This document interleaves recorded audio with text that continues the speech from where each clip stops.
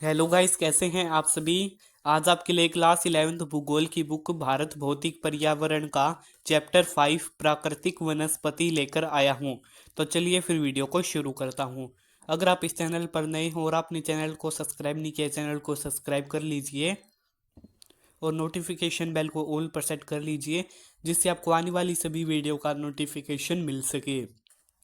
और वीडियो को लाइक नहीं किया, वीडियो को लाइक कर दीजिएगा। चैनल के अबाउट पेज में आपको व्हाट्सएप ग्रुप का लिंक मिल जाएगा, वहां से व्हाट्सएप ग्रुप में भी ज्वाइन हो सकते हैं। चलिए वीडियो शुरू करता हूँ। यह है क्लास 11th भूगोल की बुक भारत भौतिक पर्यावरण का चैप्टर 5 प्राकृतिक वनस्पति। चलिए चैप्टर शुरू करता हूँ। देखिए, क्या आप कभी पिकनिक के लिए जंगल गए हैं? अगर आप शहर में रहते हैं तो अवश्य ही पार्क गए होंगे, और अगर गांव में रहते हैं तो आम, अमरूद या नारियल के बगीचे में गए होंगे। आप प्राकृतिक और मानव रोपित वनस्पति में कैसे अंतर करते हैं?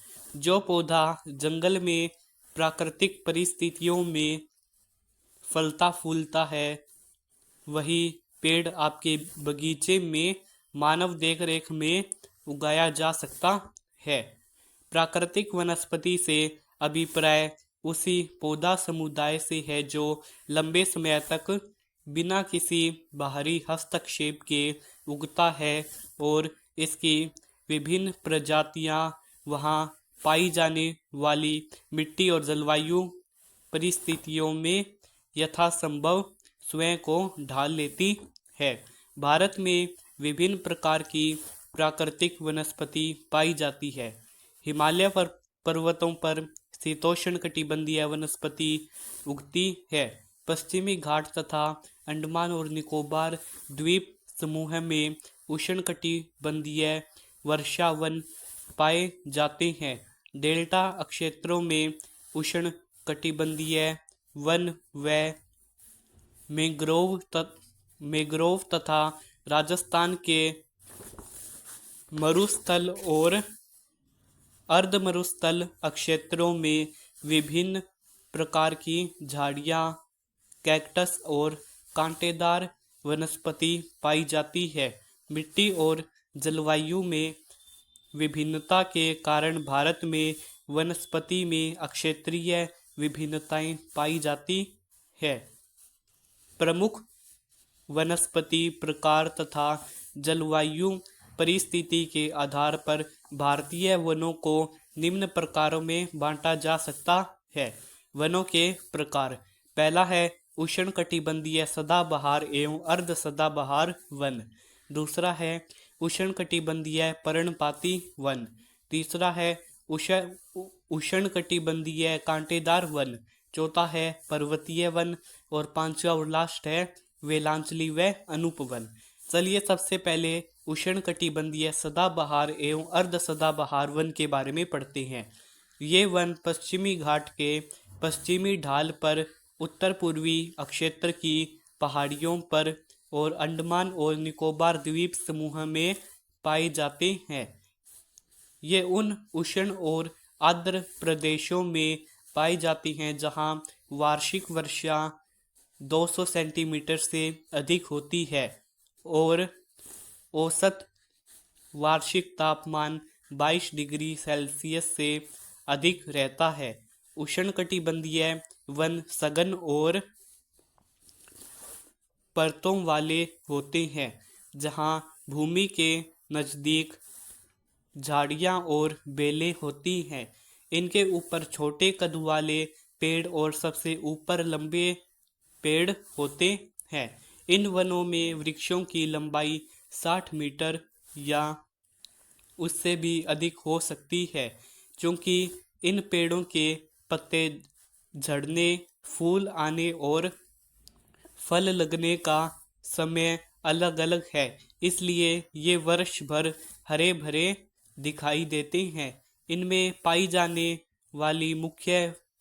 वाले मुख्य वृक्ष प्रजातियां रोजवुड, महोगनी, एनी और एबनी है।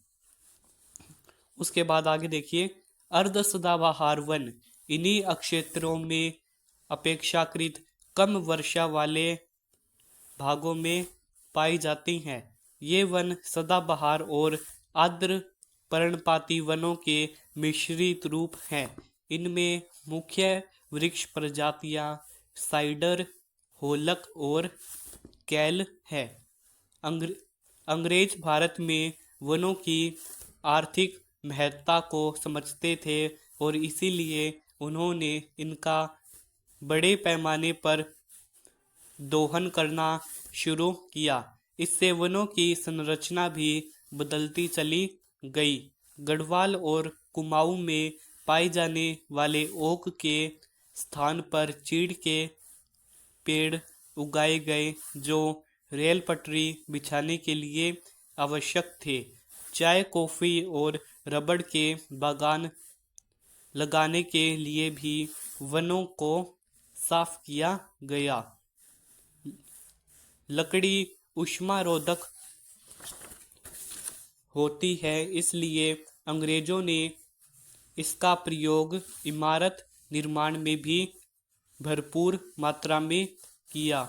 इस तरह से संरक्षण को भूलकर वनों का व्यापारिक इस्तेमाल शुरू हुआ। अगला है उष्णकटिबंधीय पर्णपाती वन।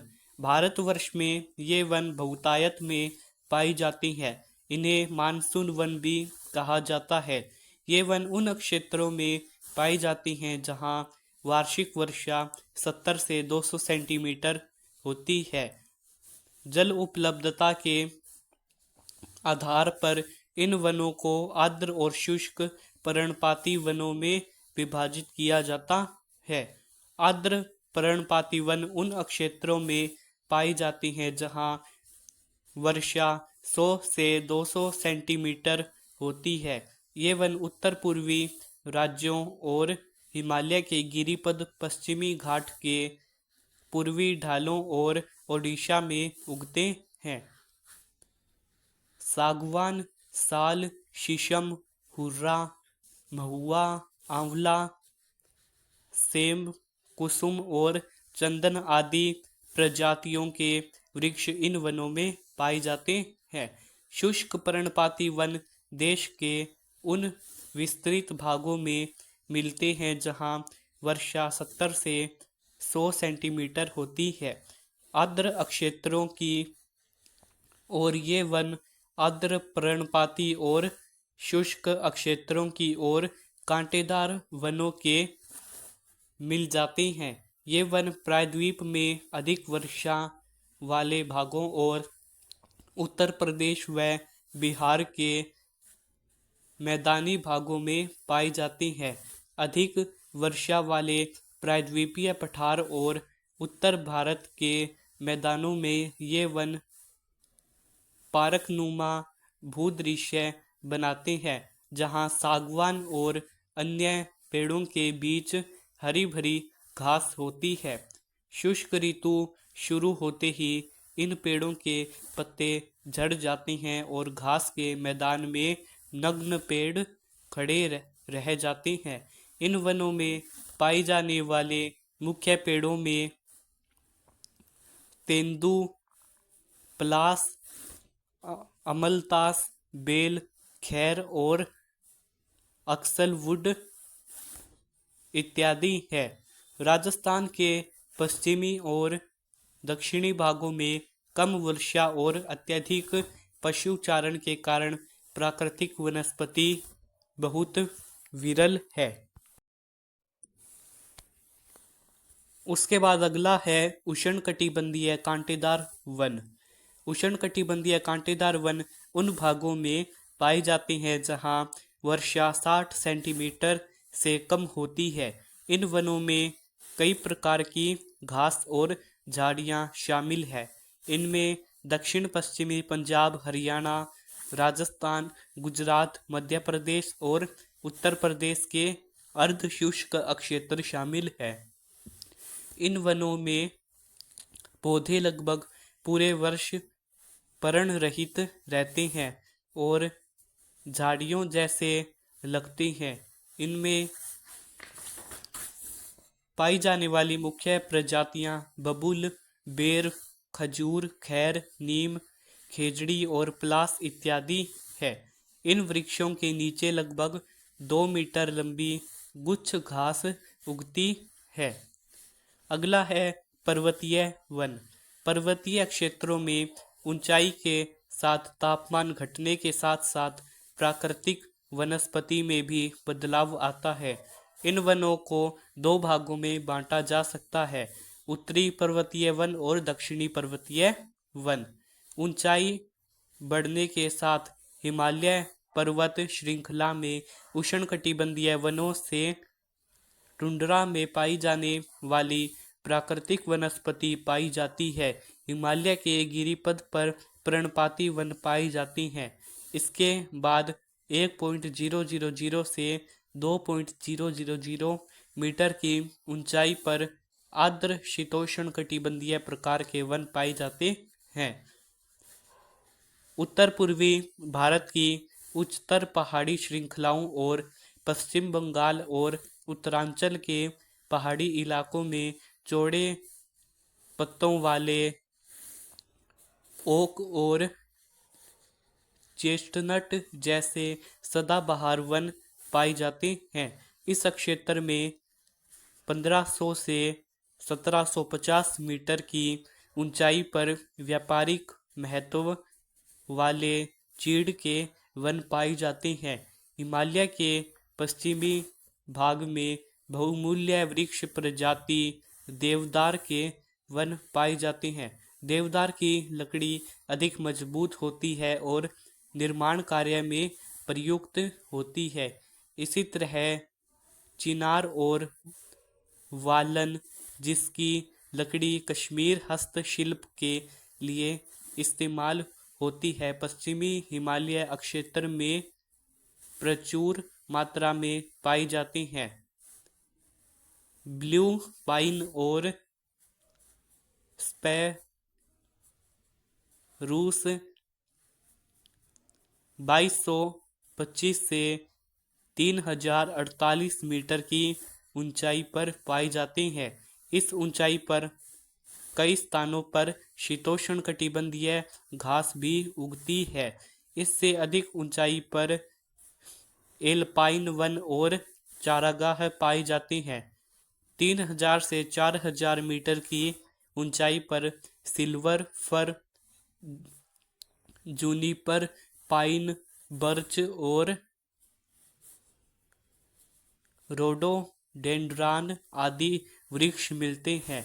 ऋतु प्रवास करने वाले समुदाय जैसे गुज्जर, बकरवाल, गड्डी और बूटिया इन चारागाहों का पशुचारण के लिए भरपूर प्रयोग करते हैं।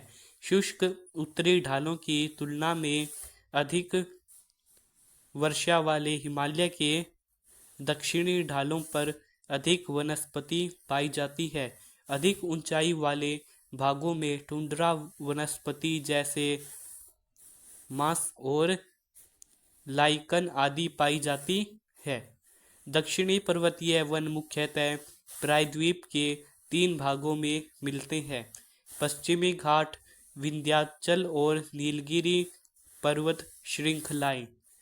चूंकि ये श्रृंखलाएं उष्णकटिबंध में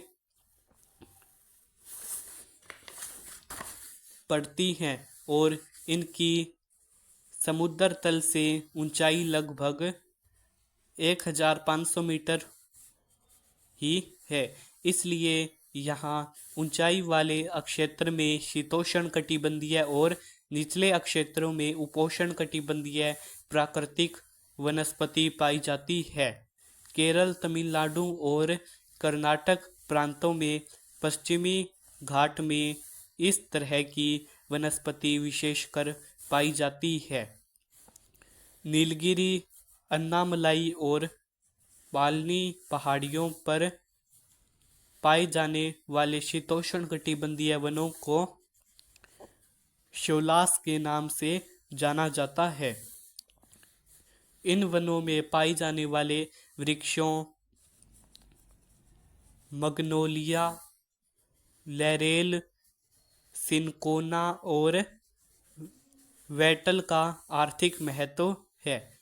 ये वन सतपुड़ा और मैकाल श्रेणियों में भी पाए जाते हैं।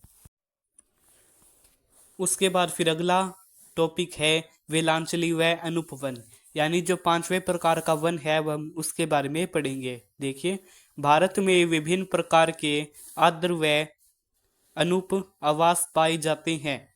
इसके 70% भाग पर चावल की खेती की जाती है। भारत में लगभग 39 लाख हेक्टेयर भूमि आर्द्र है। ओडिशा में चिल्का और भरतपुर में केवला देव राष्ट्रीय पार्क अंतर्राष्ट्रीय महत्व की आर्द्र भूमियों के अधिवेशन के अंतर्गत रक्षित जल कुक्कुट आवास है। उसके बाद फिर आइए देखिए, हमारे देश की आर्द्र भूमि को 8 वर्गों में रखा गया है, जो इस प्रकार है।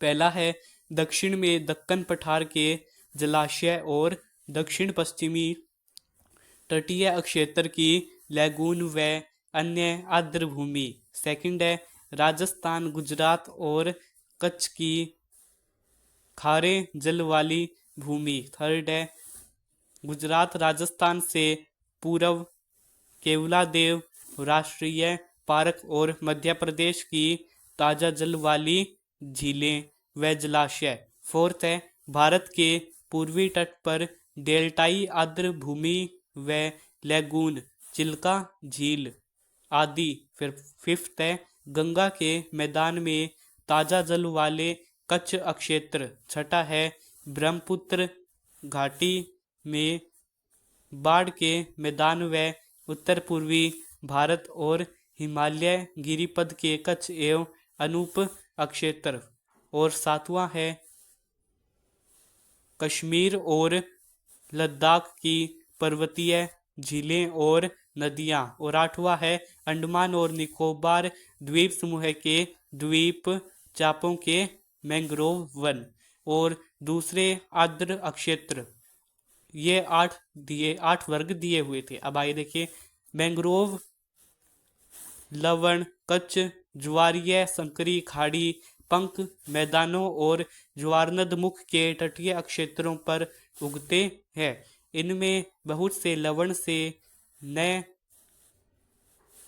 प्रभावित होने वाले पेड़ पौधे होते हैं।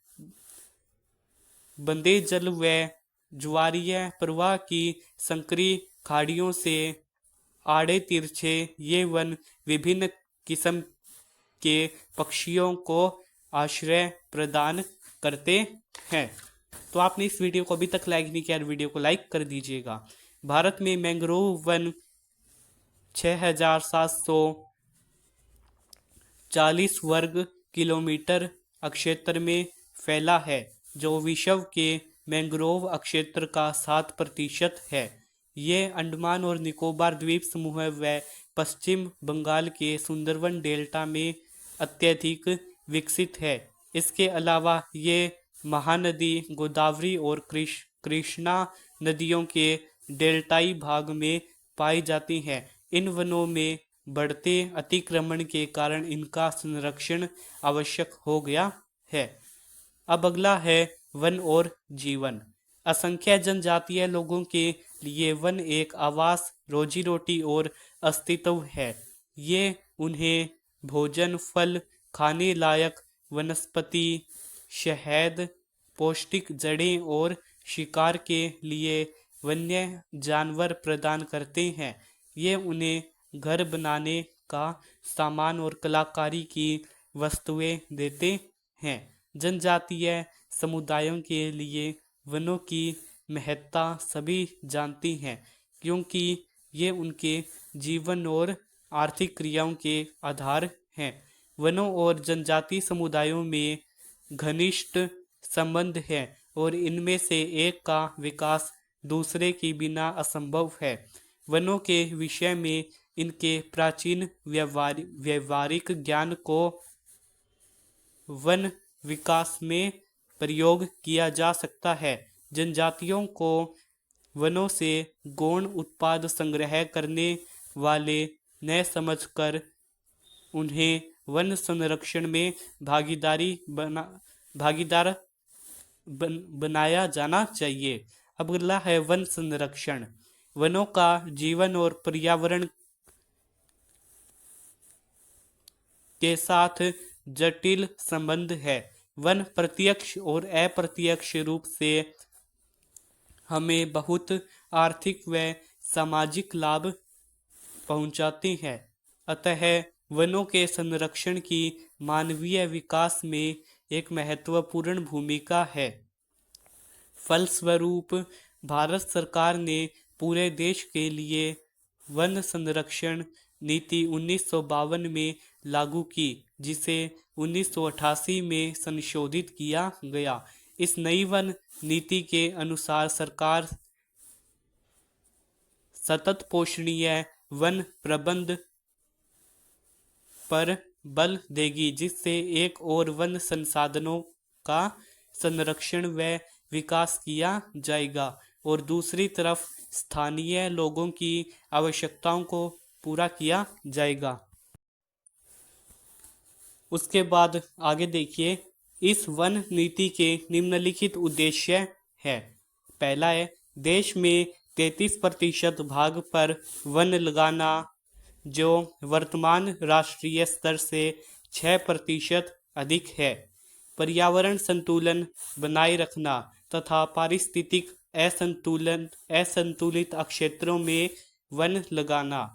देश की प्राकृतिक धरोहर, जैव विविधता तथा आनुवंशिक पूल का संरक्षण। मृदा अपरदन और मरुस्थलीकरण रोकना तथा बाढ़ व सूखा नियंत्रण। निम्नीकृत भूमि पर सामाजिक वानिकी एवं वनारोपण द्वारा वन आवरण का विस्तार। वनों की उत्पादकता बढ़ाकर वनों पर निर्भर ग्रामीण जनजातियों को इमारती लकड़ी, ईंधन, चारा और भोजन उपलब्ध करवाना और लकड़ी के स्थान पर अन्य वस्तुओं को प्रयोग में लाना। पेड़ लगाने को बढ़ावा देने के लिए पेड़ों की कटाई रोकने के लिए जनांदोलन चलाना, जिसमें महिलाएं भी शामिल हों ताकि वनों पर दबाव कम हो। इस वन संरक्षण नीति के अंतर्गत निम्न कदम उठाए गए हैं। इसमें अगला है सामाजिक वानिकी। सामाजिक वानिकी का अर्थ है पर्यावरणीय, सामाजिक व ग्रामीण विकास में मदद के उद्देश्य से वनों का प्रबंध और सुरक्षा तथा उस पर भूमि पर वनारोपण। राष्ट्रीय कृषि आयोग ने सामाजिक वानिकी को 3 वर्गों में बांटा है: शहरी वानिकी, ग्रामीण वानिकी और फार्म वानिकी। शहरों और उनके इर्द गिर्द निजी व सार्वजनिक भूमि जैसे हरित पट्टी, पार्क, सड़कों के साथ जगह, औद्योगिक व व्यापारिक स्थलों पर वृक्ष लगाना और उनका प्रबंध शहरी वानिकी के अंतर्गत आता है। ग्रामीण वानिकी में कृषि वानिकी और समुदाय कृषि वानिकी को बढ़ावा दिया जाता है। कृषि वानिकी का अर्थ है कृषि योग्य तथा बंजर भूमि पर पेड़ और फसलें एक साथ लगाना। इसका अभिप्राय है वानिकी और खेती एक साथ करना, जिससे खाद्यान्न, चारा, ईंधन, इमारती लकड़ी और फलों का उत्पादन एक साथ किया जाए। समुदाय वानिकी में सार्वजनिक भूमि जैसे गांव, चरागाह, मंदिर, भूमि, सड़कों के दोनों ओर, नहर किनारे, रेल पट्टी के साथ पटरी और विद्यालयों में पेड़ लगाना शामिल है। इसका उद्देश्य पूरे समुदाय को लाभ पहुंचाना है। इस योजना का एक उद्देश्य भूमि विहीन लोगों को वानिकीकरण से जोड़ना तथा इससे उन्हें वे लाभ पहुंचाना जो केवल भू स्वामियों को ही प्राप्त होते हैं। अगला है फार्म वानिकी। फार्म वानिकी के अंतर्गत किसान अपने खेतों में व्यापारिक महत्व वाले या दूसरे पेड़ लगाता है। वन विभाग वन विभाग इसके लिए छोटे और मध्यम किसानों को निःशुल्क पौधे उपलब्ध कराता है। इस योजना के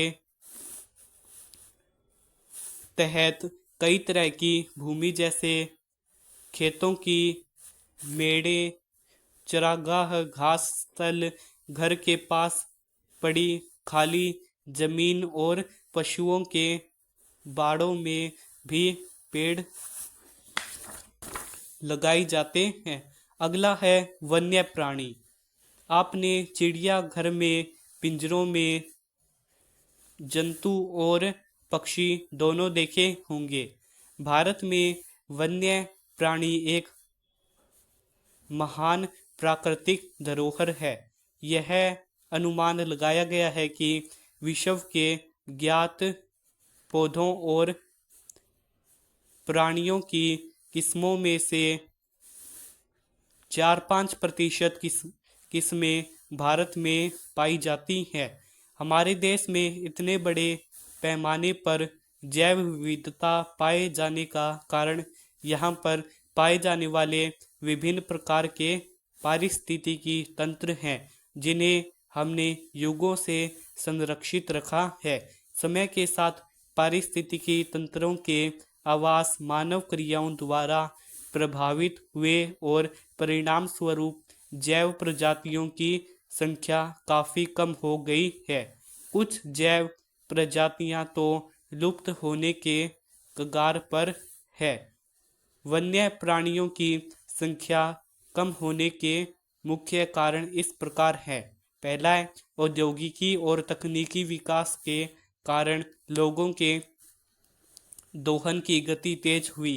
दूसरा है खेती, मानवीय बस्ती, सड़कों, खदानों, जलाशयों इत्यादि के लिए जमीन से वनों को साफ किया गया। तीसरा है स्थानीय लोगों ने चारे, ईंधन और इमारती लकड़ी के लिए वनों से पेड़ काटे और वनों पर दबाव बढ़ाया। अगला है पालतू पशुओं के लिए नए चारागाहों की खोज में मानव ने वन्य जीवन और उनके आवासों को नष्ट किया। अगला है रजवाड़ों तथा संभ्रांत वर्ग ने शिकार को क्रीड़ा बनाया और एक ही बार में सैकड़ों वन्य जीवों को शिकार बनाया। व्यापारिक महत्व के लिए अभी भी पशुओं को मारा जा रहा है। अगला है जंगलों में आग लगने से भी वन और वन्य प्राणियों की प्रजातियां नष्ट हुई। यह महसूस किया जा रहा है कि राष्ट्रीय व विश्व प्राकृतिक धरोहर को बचाने और पारिस्थितिक पर्यटन को बढ़ावा देने के लिए वन्य प्राणियों का संरक्षण बहुत महत्वपूर्ण है। इस दिशा में सरकार ने क्या कदम उठाए हैं? अगला है भारत में वन्य प्राणी संरक्षण। भारत में वन्य प्राणियों के बचाव की परिपाटी बहुत पुरानी है। पंचतंत्र और जंगल बुक इत्यादि की कहानियाँ हमारे वन्य प्राणियों के प्रति प्रेम का उदाहरण प्रस्तुत करती है। इनका युवाओं पर महत्वपूर्ण प्रभाव है। वन्य प्राणी अधिनियम 1972 में पास हुआ जो वन्य प्राणियों के संरक्षण और रक्षण की कानूनी रूपरेखा तैयार करता है। उस अधिनियम के दो मुख्य उद्देश्य हैं। अधिनियम के तहत अनुसूची में सूचीबद्ध संकटापन्न प्रजातियों को सुरक्षा प्रदान करना तथा नेशनल पार्क, पशु विहार जैसे संरक्षित क्षेत्रों को कानूनी सहायता प्रदान करना। इस अधिनियम को 1991 में पूर्णतया संशोधित कर दिया गया, जिसके तहत कठोर सजा का प्रावधान किया गया है। इसमें कुछ पौधों की प्रजातियों को बचाने तथा संकटापन्न प्रजातियों के संरक्षण का प्रावधान है। देश में 101 नेशनल पार्क और 563 वन्य प्राणी अभयारण्य है। वन्य प्राणी संरक्षण का दायरा काफी बड़ा है और इसमें मानव कल्याण की असीम संभावनाएं निहित है। इस लक्ष्य को तभी प्राप्त किया जा सकता है जब हर व्यक्ति इसका महत्व समझे और अपना योगदान दे। यूनेस्को के महान और जीवमंडल योजना के तहत भारत सरकार ने वनस्पति जात और प्राणी जात के संरक्षण के लिए महत्वपूर्ण कदम उठाए हैं। एलिफेंट जैसी विशेष योजनाएं इन जातियों के संरक्षण और उनके आवास के बचाव के लिए चलाई जा रही है। इनमें से प्रोजेक्ट टाइगर 1973 से चलाई जा रही है। इसका मुख्य उद्देश्य भारत में बाघों की जनसंख्या का स्तर बनाए रखना है, जिससे वैज्ञानिक, सौंदर्यात्मक, सांस्कृतिक और पारिस्थितिक मूल्य बनाए रखे जा सके। इससे प्राकृतिक धरोहर को भी संरक्षण मिलेगा, जिसका लोगों को शिक्षा और मनोरंजन के रूप में फायदा होगा। शुरू में यह योजना 9 बाघ नीच्यों में शुरू की गई थी और ये 16,339 वर्ग किलोमीटर प्रति फैली थी। अब यह योजना 50 करोड़ बाघ नीच्यों में चल रही है और इनका क्षेत्रफल 71,027.10 वर्ग किलोमीटर है और 18 राज्यों में व्याप्त है। देश में बाघों की संख्या 2006 में 1,411 से बढ़कर 2020 में 2,967 हो गई, जो विश्व की कुल बाघ जनसंख्या का 70% है। ये योजना मुख्य रूप से बाघ केंद्रित है, परंतु फिर भी पारिस्थितिकी तंत्र की स्थिरता पर जोर दिया जाता है।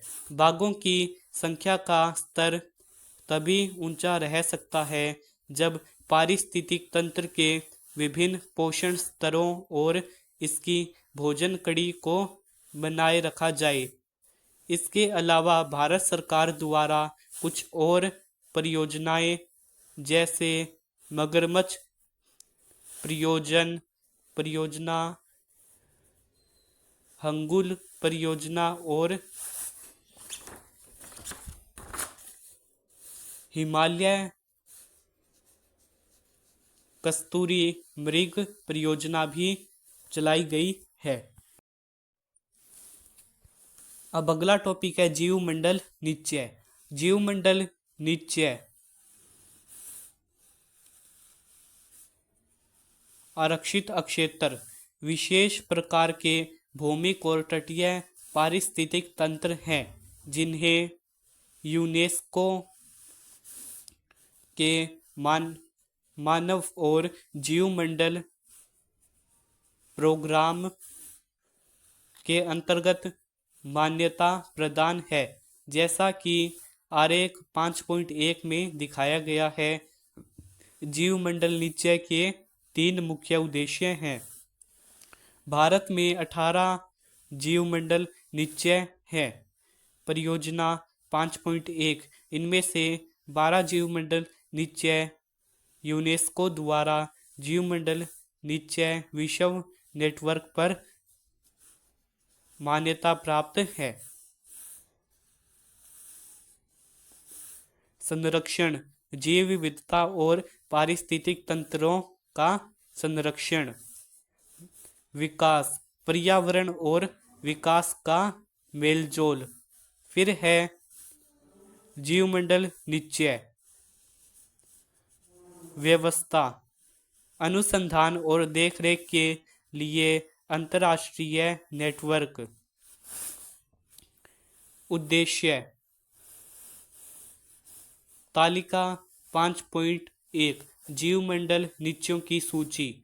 इसमें एक तरफ दे रखा है क्रम संख्या, एक तरफ है जीवमंडल निश्चय का नाम एवं कुल भौगोलिक क्षेत्र वर्ग किलोमीटर में दे रखा है, एक तरफ है नामित तिथि। पहला है नीलगिरी, इसका भौगोलिक क्षेत्र है 55,520 वर्ग किलोमीटर। यह 1/8/1986 को लागू हुआ था।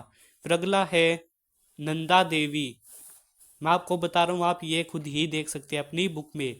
अगला है नोकरेक, अगला है मानस, अगला है सुंदरवन, अगला है मन्नार की खाड़ी, अगला है ग्रेट निकोबार।